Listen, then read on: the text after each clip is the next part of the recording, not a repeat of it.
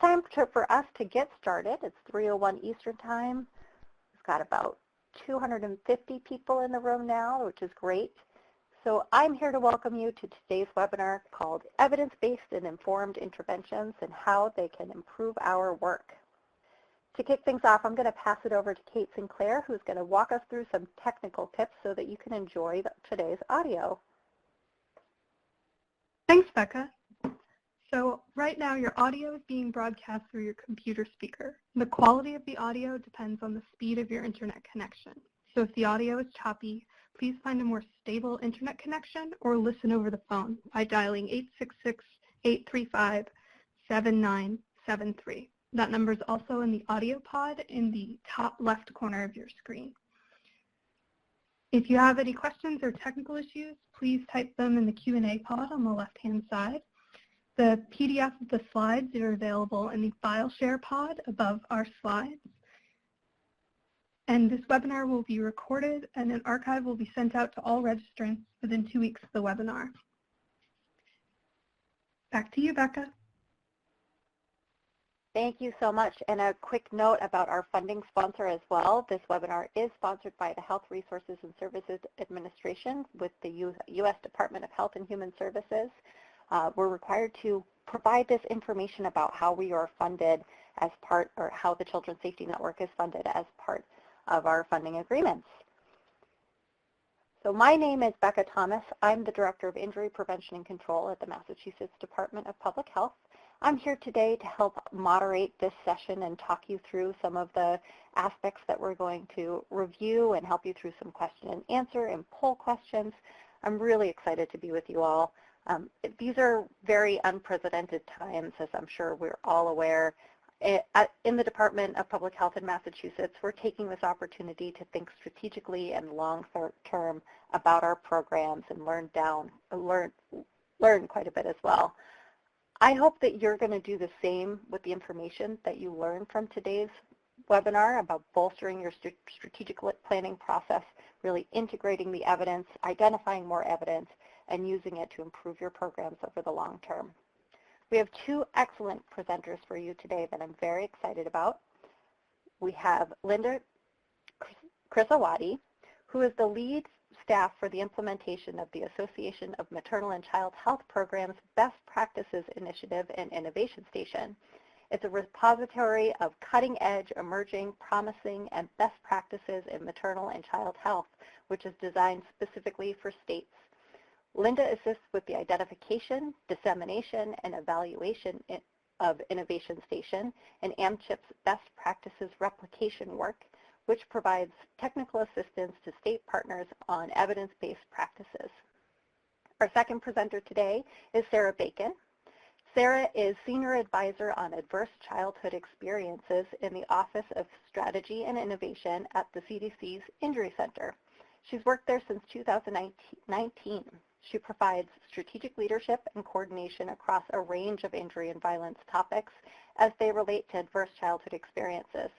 Sarah began her time at the CDC in 2010 in the Division of Violence Prevention, where she was the lead scientist for the National Center of Excellence in Youth Violence Prevention. Then she joined the Division of Overdose Prevention in 2015, leading the state-based overdose prevention programmatic efforts. I think you'll hear from them in their presentations today what valuable expertise they have to share with you all. So without further ado, I will pass it over to Linda. Linda, the floor is all yours.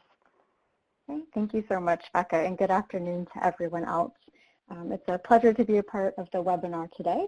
But before I get started with my content, I wanted to just let you know where we're headed with this particular session. I'm going to provide more of a general overview of evidence and implementation. So I think for those of you who are filled out in that survey that might be a little bit new to this or don't have as much familiarity, I'm hoping that we'll be able to level set for you. And then I'll turn this over to my colleague to provide a deeper dive into evidence and implementation within the context of ACEs. So before we get started, we really need to take a minute just to think about what do we mean when we use the term evidence. So I put up a few images here really just to say that we all have very different mental models for how we conceptualize or think about evidence. For me, for some reason, whenever I think about evidence, my brain automatically goes to this more scientific icon here, kind of looking at, like a beaker in the lab. But really, when we're thinking about evidence within the context of public health, it's really demonstrating in some way that what we're doing is working, that it's effective. So just a few of the other images here that also constitute evidence, really looking at evaluation, looking at the literature, other reports, what's out there, what people are saying. And I think most importantly, looking at that icon with our 3 individuals, really working with the community to leverage and highlight their expertise and their lived experience and their needs and preferences. All of this really constitutes evidence. So really just want you to keep that in the back of your mind, that when we're talking about evidence, it's not just what's in the traditional evidence base. It's really all of these different pieces of information. So where do these pieces of information come from?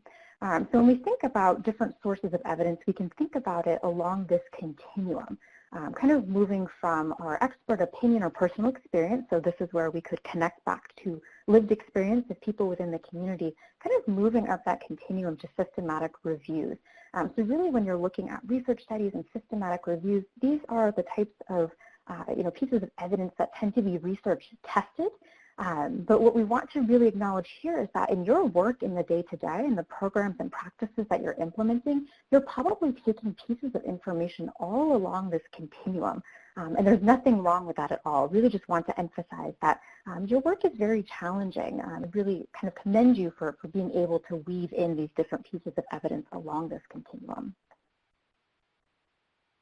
So I did want to just stop here and provide a little more information when we're using these terms evidence-based or evidence-informed, what that means, what that looks like. So really evidence-based practices, I think, are what we naturally kind of gravitate to when we're talking about a best practice, something that has been rigorously tested. There's a lot of evaluation data to demonstrate that it's effective. It might now be a national program that a lot of people are implementing, very strong guidance on how to implement this practice. But then a lot of the work that we're doing also falls into this other bucket of evidence-informed. So this is really taking the best information we have access to, working to leverage or connect with the needs of the community and their preferences, and then kind of developing maybe a new practice based on that. That's really what we're looking at when we talk about evidence-informed. So kind of a precursor to evidence-based.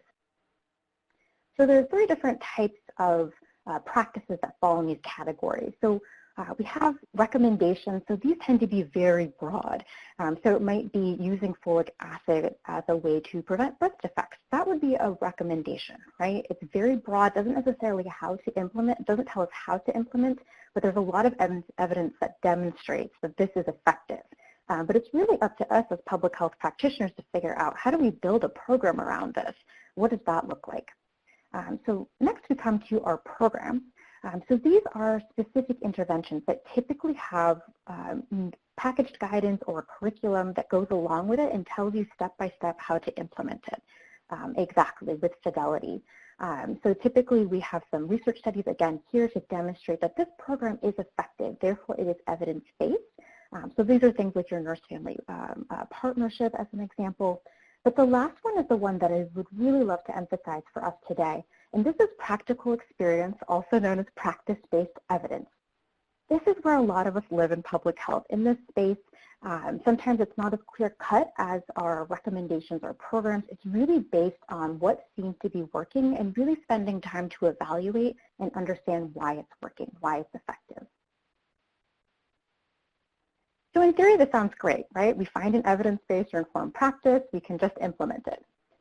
Well, we're going to back up a minute and actually talk about how it's not just that simple. There really are a lot of other pieces we need to consider or think about when we're implementing an evidence-based or informed practice.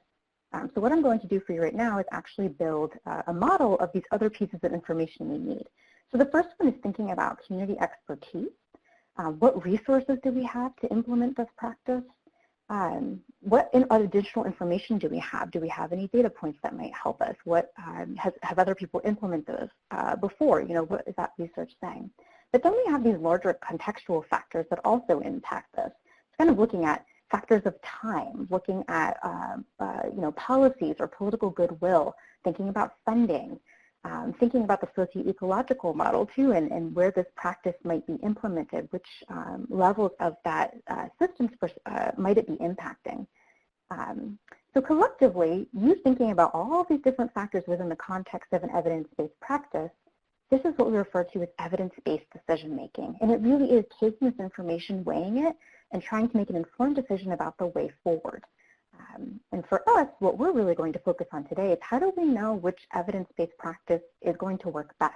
Well, that's the spot here in the middle, really the sweet spot where all of these pieces of information converge, where you see those similarities.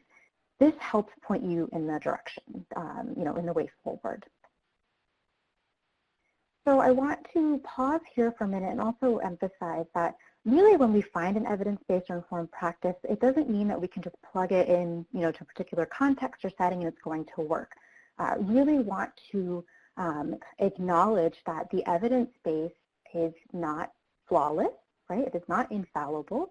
It is based on research that others have conducted, so there are entire communities that have been excluded from the evidence base. So we can't necessarily say that a particular intervention that was developed in a specific context will work for this other population if they were never included in that. Also want to acknowledge that there are a lot of challenges, right, with the research and the way it's been conducted, and that it's actually been to the detriment of specific communities, particularly communities of color that have not benefited a lot of times from that particular body of research that they have has kind of been foisted upon their communities. So I think just understanding that there is a very complicated history when we talk about evidence, but really being very intentional and mindful and thinking about where is this evidence coming from, what is it telling me, but most importantly, what is it not telling me? So at this point, we'll talk a little bit about one of AmChip's resources that actually provides you with some different evidence-based and informed practices that states have submitted. So this is AmChip's Innovation Station. So really this is an online platform that helps you search for, implement, and submit successful practices from across MCH. So at this point, we're going to stop and do a brief poll just to see how familiar all of you are with Innovation Station. So take just a few quick seconds here to fill out that poll, and we'll see how many of you actually are familiar with Innovation Station. Okay, so I'm getting very excited at this point that I have so many people on the call that are not familiar with Innovation Station. So this is a wonderful opportunity for me to share a little more information about that with you. So I think at this point, we'll go ahead and close the poll. I think that was very helpful for me just to see a quick snapshot where we are. So as far as our resource, like I said, Innovation Station helps you search, it helps you submit, and it also helps you implement these evidence-based and informed practices. But for the next minute, I really want to focus on our search feature, which essentially is this online repository or database. So this is how Innovation Station got its start over 10 years ago. So really it houses a number of practices that all across the U.S. at the state and community local level that organizations have submitted to us that have then been assessed and added to our database. So we think about the practices in our database not just as a best practice, but we think about it along this continuum of evidence. So I'm not going to go through the criteria for each of the categories right now, but I did want to show you that we do think about it along this continuum of effectiveness. So we have practices that seem like a good idea, but they don't have any evaluation data, and kind of moving up that continuum in rigor to a best practice where they actually have data to demonstrate the practice is effective, and then also looking at it being replicated in other settings and having similar impact or effects. And so this is just a quick breakdown of the practices that we have in Innovation Station. So at this point, we have 127 total practices, and you can see where they break down in those different categories, understanding that a best practice is the most rigorous category, therefore we have fewer practices in that one. And I wanted to share with you, feel free to look at these after the webinar, but I wanted to share with you just a few practices in Innovation Station that are most closely related to the reason why a lot of you are on the call today. So these are ones that focus on injury prevention that I thought you might be interested in looking at after the webinar. So I wanted to spend another minute just talking about the implement feature of Innovation Station. So this talk specifically connects to two of our resources I'd like to highlight. The first one are our implementation toolkits, Right now, we have 6 of these that have been published. You can access them through our Innovation Station webpage. And these are toolkits that address each of the national performance measures for Title V. So these are the 6, again, that have been published so far. So the toolkits really highlight existing resources that AMCHIP has, relevant Innovation Station practices, but we've also reached out to states and territories based on what they've shared in their block grant guidance to see what resources they've developed that might also be helpful for us to share with other, with others in NCH. So they're a really nice compilation of different strategies, resources, tools related to each of the national performance measures. And I think most excitingly, especially for those of you on the webinar today, we're actually in the process of putting one together for NPM number 7, looking at injury prevention. So that one should be coming out within the next 2 months. So just, I know you're all waiting on pins and needles for that one, but that will be coming out and will be a really lovely addition to some of these other resources that we've shared. And the other thing I'd like to highlight with this is that for a lot of the practices, we've also tried to put together implementation guidance to help you implement that particular resource. One of the other resources that we have available to help implement is our replication project. So we've included a link and a video here to help you replicate one of the practices in Innovation Station. And the video is with 2 former participants in that particular project walking through the process as well. So just a really great resource, something that all of you could consider looking at and submitting. And as Kate has indicated, you can also access this video in the web links at the top if you're unable to access it through the presentation. So this is all great, right? We've talked about evidence-based practices, what they mean, what constitutes an evidence-based practice. But one thing I'd really love to emphasize is that just because we have the evidence doesn't mean we're necessarily going to see the outcomes that we want or that we desire. So there's something else, right? There's something else that's missing. And this other thing that we're missing is really what we think about as implementation science. So this is really thinking about those methods that we're using, that we're putting in place to make sure a practice, to make sure that we get that practice in place, to make sure that we have supports to continue that practice, and to make sure that that practice is implemented effectively. So if we think about evidence-based or informed practices as what we're doing, implementation science is how we do it. So in that way, you can see how they start to fit together, right? Implementation science is how we do it. Evidence is what we're doing. So in thinking about why we should care, why it matters that we think about implementation science, I think it's really helping us understand how do we make sure what we're implementing is actually going to work in the specific context in which we'd like to implement it. And I think particularly within this, this definition here, making sure that we're creating and implementing practices that are accessible and equitable. Implementation science can really help us be very thoughtful and intentional in how we implement practices to make sure that they are increasing access and that they are done in a way that is equitable. So at this point, what I'm going to do is share with you just one framework within implementation science. There are a number of different ways to think about it, but this one is thinking about it from a stage-based perspective. And I do want to acknowledge some of my colleagues that I work with at the National NCH Workforce Development Center, which is housed at UNC, as well as the National Implementation Research Network. This is based on some of their existing content. So when we're thinking about implementation stages, we're really thinking about implementing a practice and it occurring over a period of time. We don't just get the practice and automatically implement it. There are things to consider.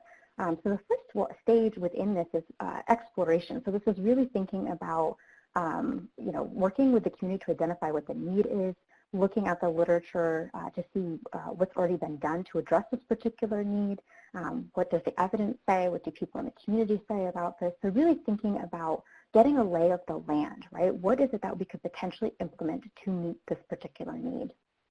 And then from there, we move into the next stage. Once we've identified what we think is a good fit for the community, then we move into the next stage, which is installation. This is the one that sometimes we just skip over. We go straight to implementation.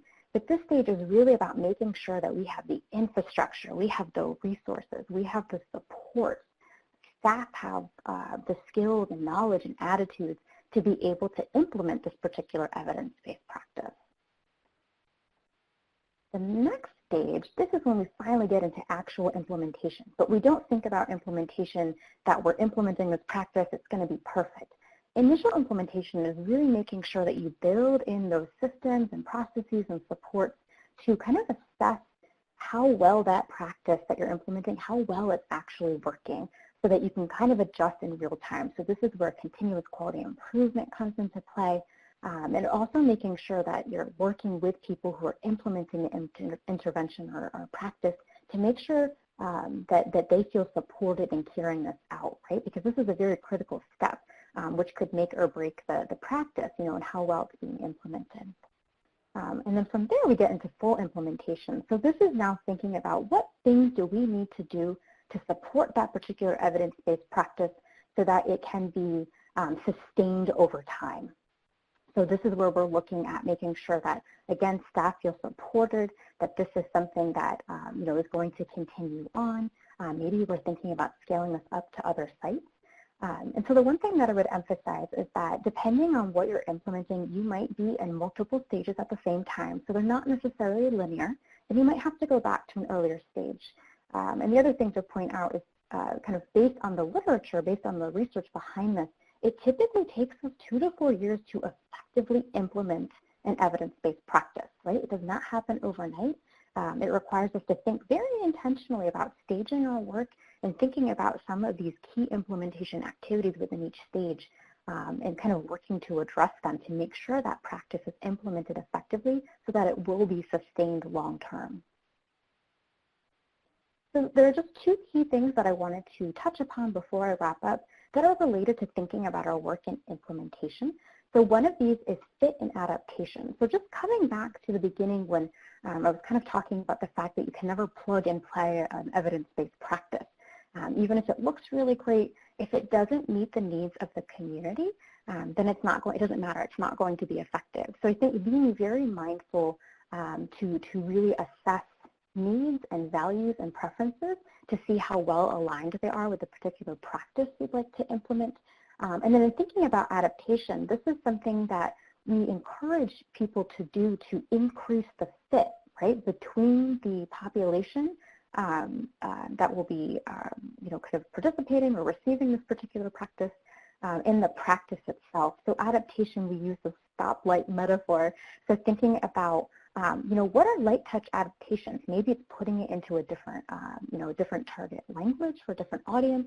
But thinking about those light touch changes we could make that are not really changing the model of the practice we're implementing. It's helping to increase fit. Yellow, these are things that maybe you proceed with caution. You think very carefully about it. And red, these are the adaptations that you really want to avoid because it's really changing the model to such a degree that it might actually be an entirely different practice. And so we don't really know if it's going to work very well at all. Connected to adaptation is also this concept of quality improvement and learning. And you'll see that this is back, if we go back to the stages, this is actually one of those activities within initial implementation.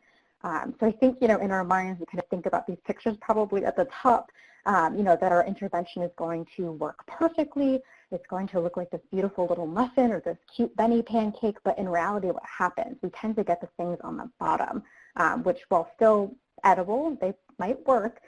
It's not exactly what we were looking for. So I think just emphasizing the importance of quality improvement and learning and documenting what's working, what's not working as you go along as a part of your process of implementing a practice.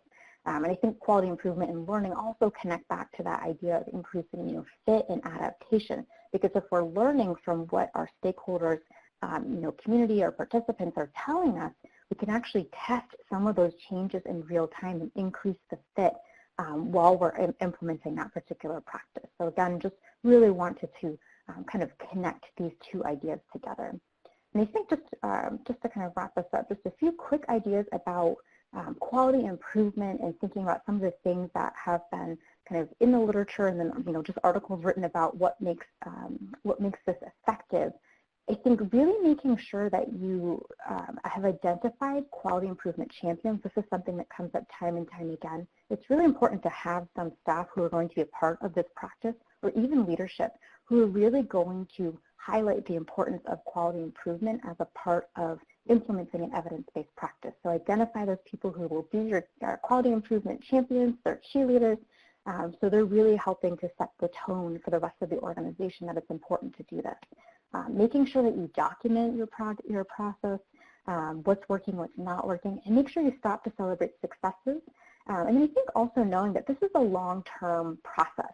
So kind of keeping that in mind, and that this is just part and parcel of the work that we do, right? Learning from what we do, constantly trying to refine and improve it so that we have improved outcomes, for our clients, for our communities. And so just to kind of show you where fit and adaptation and quality improvement fit across the stages. Exploration is where we're looking at the need and fit. Installation is where we're making those changes or figuring out what changes we could make with the community. Initial implementation is where we test out those changes, we're learning and improving. And full implementation is when we scale up what works after we're in the process of implementing. So with that, I know that was a bit of a whirlwind. I'm sure some of your heads are probably spinning. Each of those slides probably could have done their own session, but again, really just wanted to set you up nicely for my colleague to do a deeper dive into this within the context of ACEs. So with that, I will stop. Thank you so much for letting me share all this information with you. I'm also happy to kind of follow up afterwards. If you have any additional questions or would like to email me, but at this point, I'll turn it over to my colleague just to remind you about the questions. So thank you. Great. Thank you so much, Linda. Wonderful hearing from you. I definitely have ended up with some crafts that look like those bunny pancakes during this social distancing experiment. If you have a question for Linda, please do enter it into the Q&A box on the left-hand side of the screen. We'll get to your questions at the end of today's webinar. But for now, I'd like to pass things over to Sarah Bacon from the Centers for Disease Control and Prevention. Sarah, the floor is all yours. Wonderful. Thank you so much, Becca. And hey, everyone. I'm really happy to be here today and be a part of this conversation. And I want to thank all of you for being here, and I want to thank you for the work that you all do to keep children safe. And Linda, thank you for that great presentation on why evidence is really at the core of everything we do.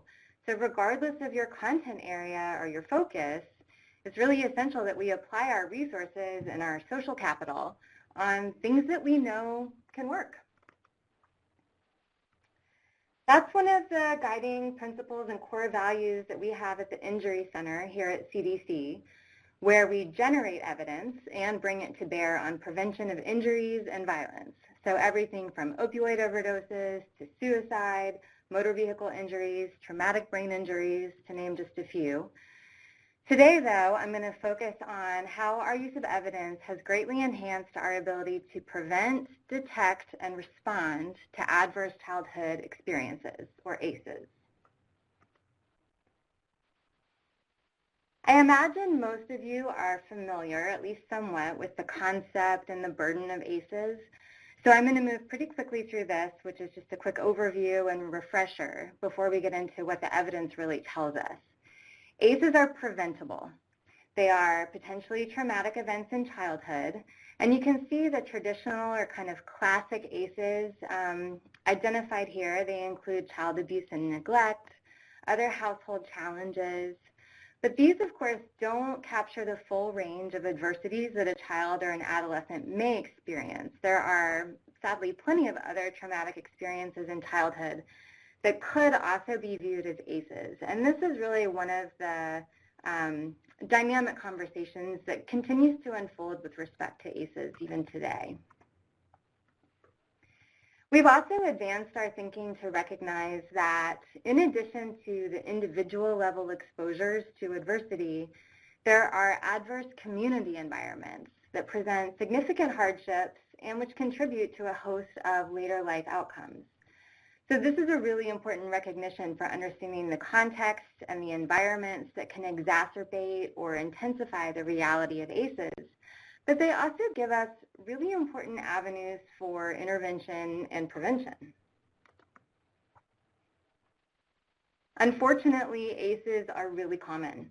So here are two visual representations of data, first from the original ACEs study and then from a more contemporary data set. And you'll see that they tell a similar story. You'll also find that in other data sources as well. Over 60% of adults report having experienced at least one ACE. And among those, a non-trivial portion of our communities have experienced several ACEs. There are a lot of really important conversations about the ACEs measure and index and the reporting and the data sources and the construct and the scale items themselves. Those are really important considerations, but they're not really where we want to focus today. So I kind of want to acknowledge that, but move on to talking about the evidence. But I'm certainly happy to address any questions that anyone may have about that. This is why we all really care about ACEs. No matter what area of public health or really clinical or medical care, mental or behavioral health, public policy, education, no matter what domain you're working in, ACEs have a clear relationship with all of these outcomes. So whether you're talking about violence and injury or infectious or chronic disease or risky health behaviors or other social and economic opportunities, ACEs have a lasting impact. So while these relationships are not deterministic, they are robust. And as one example of many, we can look at the adjusted odds ratio of struggling with substance misuse by how many ACEs a person has experienced. And we see a very clear dose-response relationship. That pattern holds for a lot of these other outcomes as well. I hope everyone will take the time to look at the CDC Vital Signs that was just released this past November. You'll see more data on what I've already talked about and more compelling findings on the population attributable fractions, or PAFs, of various outcomes associated with ACEs. PAFs are really just the proportion of incidents in a population that are attributable to a particular risk factor. So in this case, we're talking about ACEs. The results, as outlined in that Vital Signs report, were really striking. So what you're seeing here is the potential reduction of negative outcomes in adulthood if we could prevent ACEs. Just look at the sheer number of these. So even if you're not reading the headers and looking at the specific outcomes that can be prevented, you can see just from the sheer number the range and the extent of negative outcomes for which we could have huge prevention impact if we prevent ACEs. Health conditions, health risk behaviors, socioeconomic challenges, we can make a difference in all of these domains. And to me, this is the most compelling case for prevention. So let me highlight a few of those in particular, and this is just a distillation of what you saw on the previous slide. By preventing ACEs, we could prevent up to 21 million cases of depression. We could prevent 1.9 million cases of heart disease. We could prevent 2.5 million cases of overweight and obesity. Think of that eased burden on our critical behavioral and clinical health infrastructure. Think of the cost savings. And most important, think of the improvements in quality of life. I don't know of a more efficient approach to preventing the full range of threats to our health and well-being than by preventing ACEs. So let me get to a slightly more good news flavor of this conversation, which is this. Because we have pushed to generate evidence about what works, we have a catalog of options and strategies that we can deploy to prevent ACEs in the first place and to mitigate their impact among those for whom they have already occurred. So I'm going to talk through each of these, and I'm going to share the evidence of effectiveness that led them to be advanced by CDC as part of a comprehensive approach to ACEs prevention. We've all heard the notion that the best way to protect our children is to protect their parents and their caregivers. This is always important, of course, but never more so than right now. This pandemic certainly is shining a bright and really unforgiving light on how the inequities in our society have some families under constant stress and constantly on the brink of crisis and now fully immersed in crisis. The best thing we can do to achieve primary prevention of ACEs, to prevent them before they happen, is to strengthen the economic well-being of families. So this means child care subsidies so that parents can leave their children in capable and trusted care while they go to work.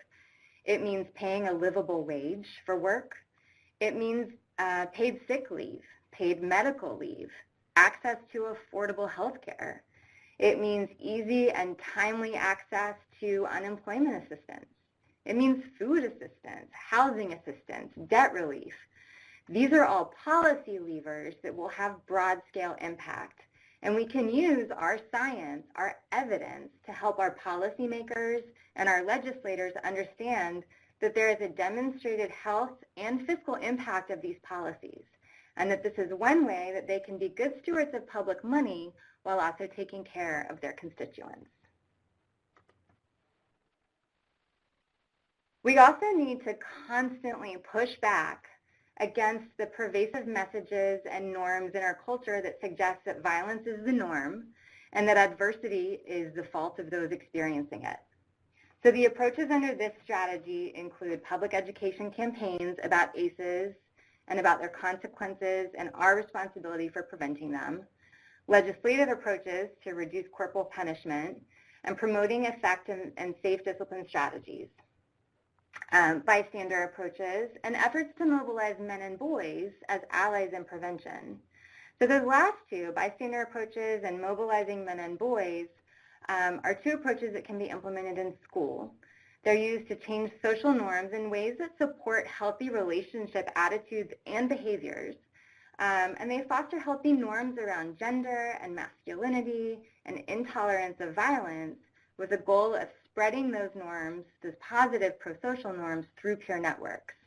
So some examples of these kind of programs are Green Dot and Coaching Boys into Men, which utilize coaches of boys' athletic teams to serve as mentors around healthy relationships and intervening when they see dating violence or sexual harassment.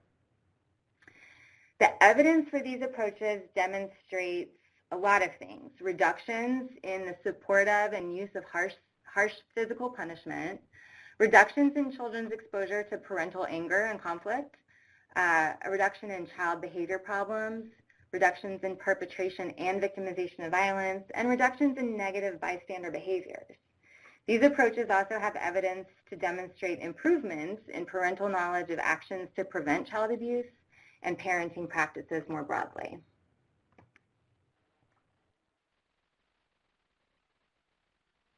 So let's make sure that we are starting our children off on the right path and with the right tools and with the right environments to encourage and support healthy development. The earlier we create and sustain these safe, stable, secure, nurturing relationships and environments for children, the more likely we are to prevent ACEs. This happens, of course, in the family context, but it's also important to be clear that it goes beyond families. Schools and communities have a role to play in ensuring a strong start for children as well. So the first approach in this strategy is early childhood visitation programs, for example, nurse-family partnership. These kind of programs can prevent ACEs by providing information and caregiver support and training about child health and child development and care to families and support for families in their homes with the goals of building those safe, stable, nurturing relationships and environments. NFP, for example, has shown a 48% relative reduction in child abuse and neglect, better language and cognitive development, fewer behavioral problems, higher academic achievement, lower rates of substance initiation and use, and fewer arrests and convictions by age 19. Among the mothers who participated in NFP, we saw better pregnancy outcomes, improved parenting practices, lower rates of substance use, reductions in the use of government assistance, greater employment, and less exposure to intimate partner violence. The second and third approaches are high-quality childcare and preschool enrichment programs with family engagement. So things like early Head Start, child prevention centers, which help children build a strong foundation for future learning and provide an opportunity to improve physical, social, emotional, and cognitive development and language and literacy skills. So benefits here, of course, relate to those kind of school readiness outcomes, things like better math, language, and social skills, lower likelihood of being held back a grade in school, more likely to graduate from high school, and and more likely to be employed and have higher earnings as adults. We also see lower rates of depression and lower rates of substance use.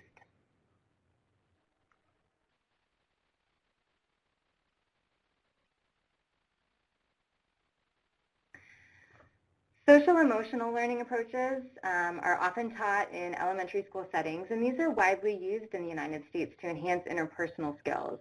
They teach students skills for communication, problem solving, alcohol and drug resistance, conflict management, empathy, coping, emotional awareness and regulation.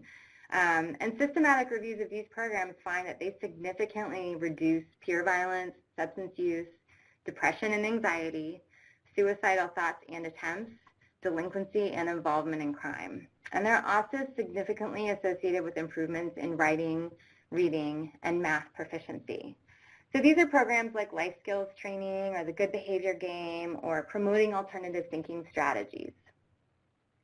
There's also programs like CDC's Dating Matters, Safe Dates, and 4th-R, which teach healthy relationship skills, again, including those social emotional learning components.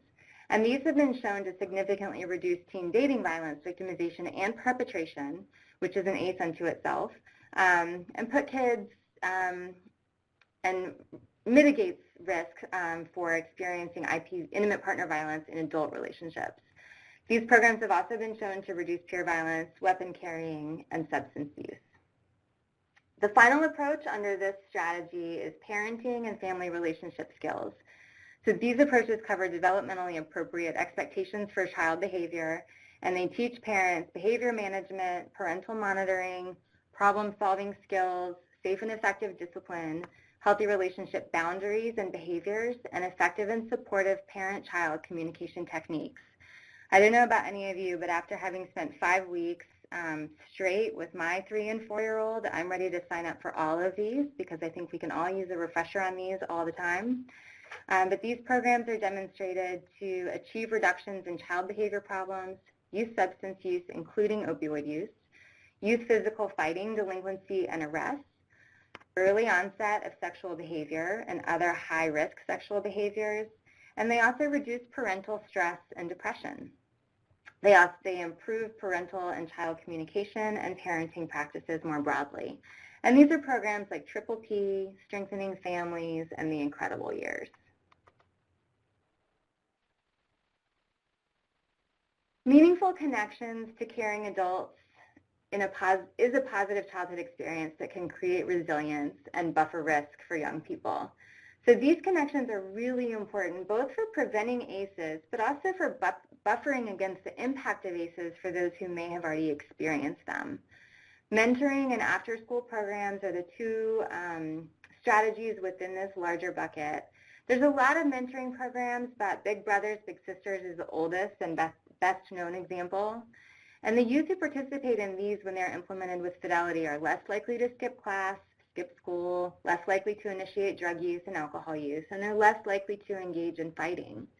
We also see improvements in academic performance, in parent-child relationships, student-teacher relationships, and parental trust. After-school programs and activities also provide great opportunities for youth to strengthen their behavioral and leadership and academic skills and to get and stay engaged in positive activities.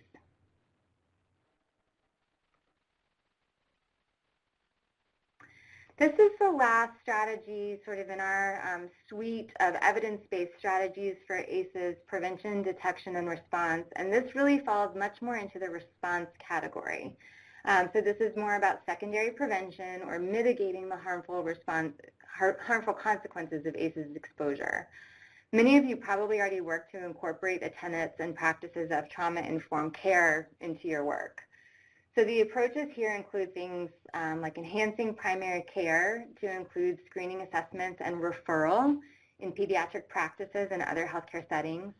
Victim-centered services, so for example, for families fleeing intimate partner violence, and including crisis interventions and hotlines or shelter or housing and medical and legal advocacy, and other assistance for addressing the children's need in that context.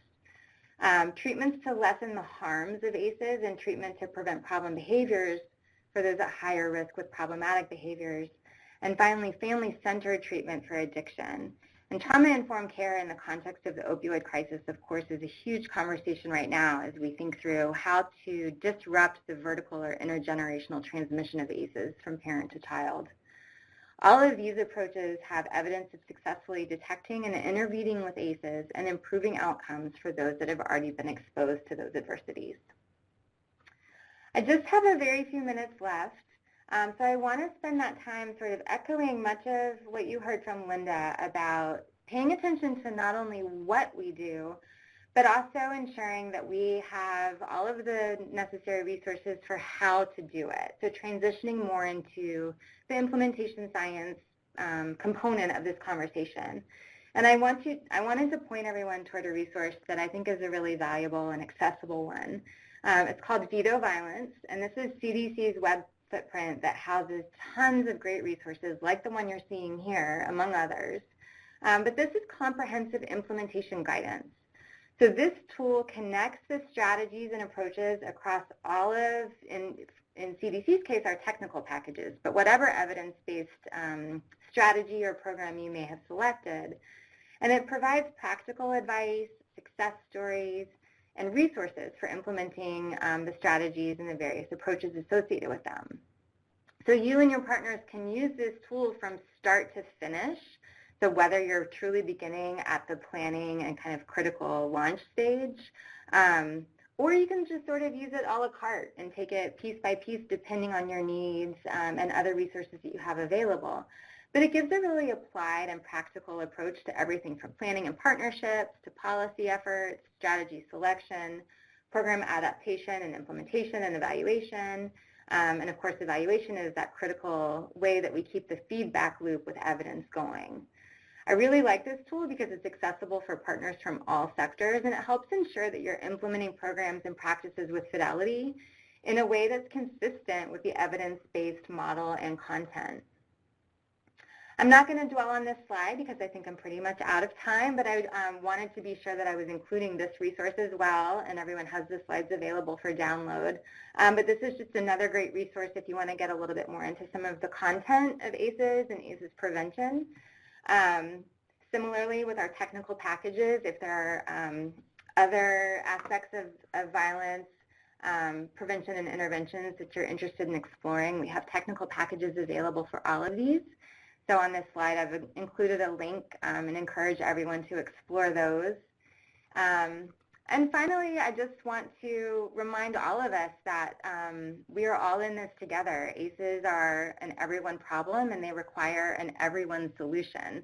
So I know there's great representation of a lot of different sectors here, but I want to encourage all of us to make our tables bigger and our conversations broader and ensure that we're bringing everyone to the table that we can to tackle these problems together. So with that, I will turn it back over to Becca and look forward to hearing folks' questions and feedback. Great. Thank you so much, Sarah. That was really fantastic. We're glad to hear from you. And, you know, I really enjoyed hearing the link into unintentional injuries, too. I think we talk about intentional injuries in terms of violence and suicide, but a lot of the ACEs also link up with unintentional injuries, so adding that back into the framework is really helpful and powerful to me.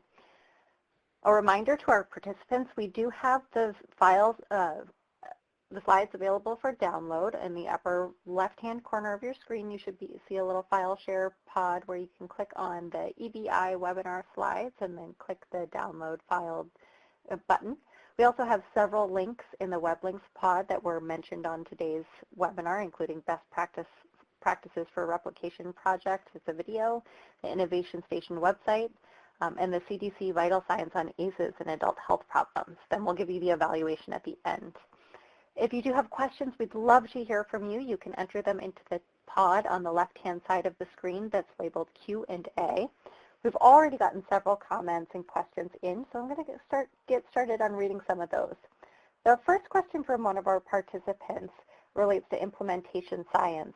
She says that she's an implementation science guru, but she's struggled to balance the need to collect outcome data early in the implementation process for the purposes of continuous quality improvement with potentially reporting outcome data too soon when the fidelity to the program has not been fully established.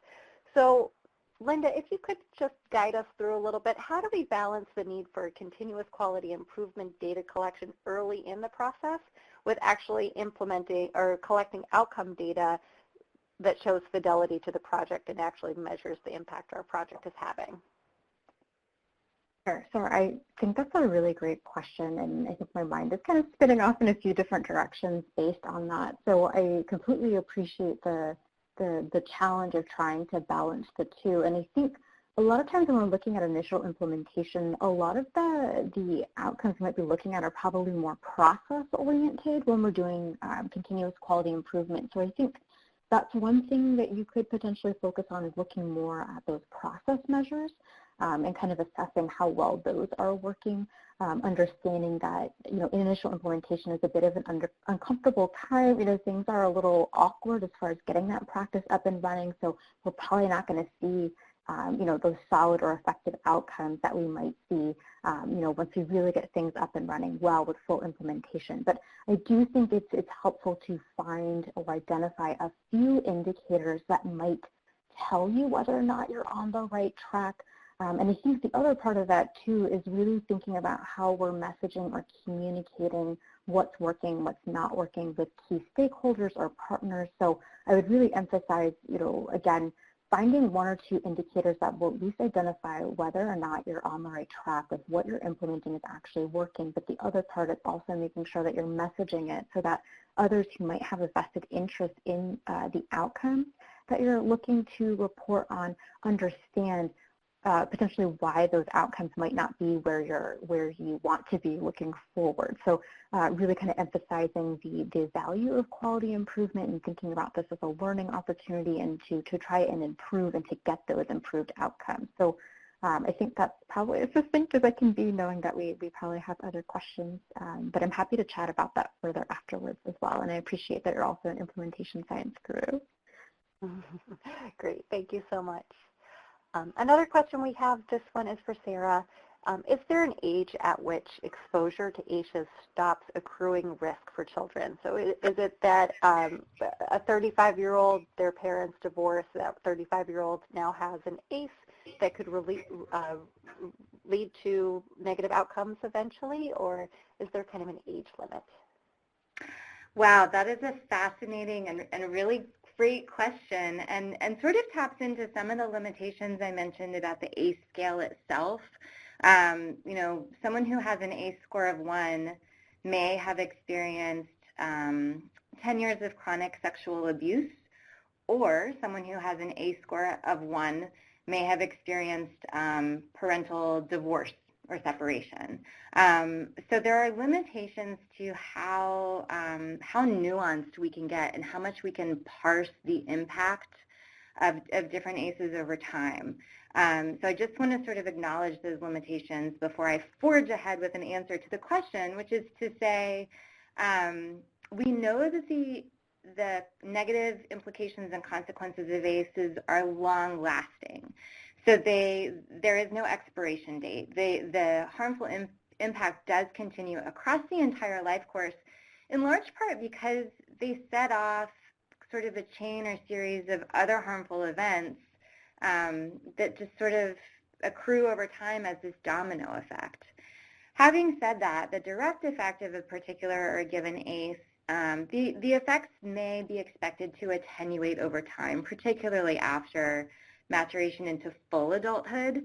And most optimistically, I want to say that we know that positive childhood experiences create resilience. And I'm really, really encouraged by the work of Bob Sagi and his colleagues on Project HOPE, who are identifying what those positive childhood experiences are and how they can truly offset the harmful impact of ACEs. So that's how we can go about creating that sort of expiration date or at least attenuating effect of ACEs, is by counteracting it with positive childhood experiences. Great, thank you so much. We have another question back to Linda. So this participant is saying, if it takes 2 to 4 years to fully implement a program and we're only funded for 2 years, what should we do? Wow, okay. That's a fabulous question. So I completely understand, I think, the challenging spot that we're often put into where perhaps the funding or limitations that are placed on us by funders don't align with, kind of implementation best practices. I think really what I would emphasize here is that it's really more about kind of following those implementation kind of practices or activities within each of the stages and doing that as thoroughly as possible, understanding that we don't have the luxury of time. So you can still implement a practice in less time than 2 to 4 years. It might not be as effective, as what it would be if we had more time to kind of move through the stages. So I think, if you only have 2 years, really emphasizing from the beginning or finding a way perhaps to kind of jumpstart some of those conversations before you're funded to really work with, kind of stakeholders, understand, what the needs are. So really kind of doing exploration perhaps before being funded to do something that could help kind of expedite some of the time. And I think one of the other things that has come up actually at a conference that I was at this last summer that was focused on implementation is also us being willing, perhaps, I know this is very uncomfortable sometimes, but actually pushing back a little with our funders to demonstrate or understand that there seems to always be time for us to go back and to fix something or do something differently, but what would it look like for us to give ourselves that time and grace at the beginning of embarking on a kind of improving a program or implementing a practice? What would it look like if we actually had enough time at the beginning to go through these stages? So I think part of it is being very intentional with the time that you have to still try to move through these stages as well as you can with the time you have.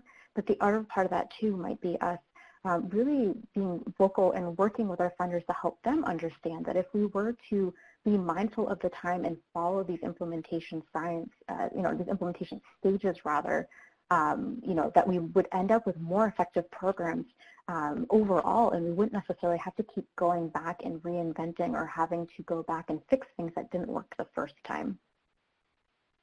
I love that. I couldn't agree more. I think it's so important to really help make the case. I think also leveraging the short time that we do have to make the case for this is starting to work. We're starting to see some interesting things here, but we need more time, and really leveraging the data that we do have to apply for additional funding or request additional funding can be helpful too in that short time frame. We only have 2 more minutes left in today's webinar, so I'm going to ask one more question before we send you all over to the evaluation. This one is for Sarah. Do you have examples of how community coalitions that work on substance misuse prevention are working on these issues? In other words, the issues of building up resiliency and protective factors and addressing adverse childhood experiences. Fortunately, it is happening everywhere because there are really smart and passionate community coalitions all over the place. And I think folks are increasingly recognizing the intersectionality of things like ACEs and opioids and ACEs and suicide, and really all of those things. That there is a shared, there are shared risk and protective factors that we can address that have really significant impact on all of them.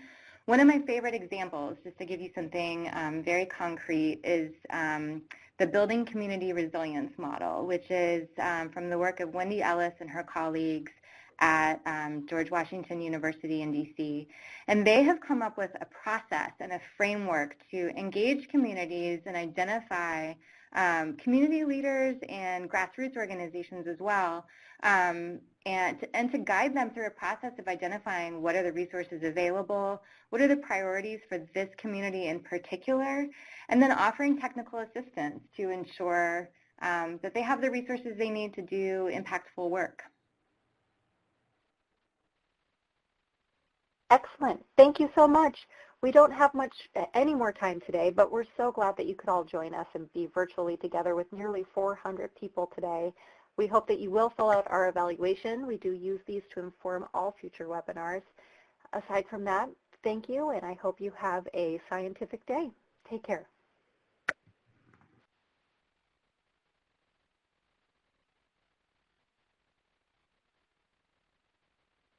The meeting is now over. All the participants have been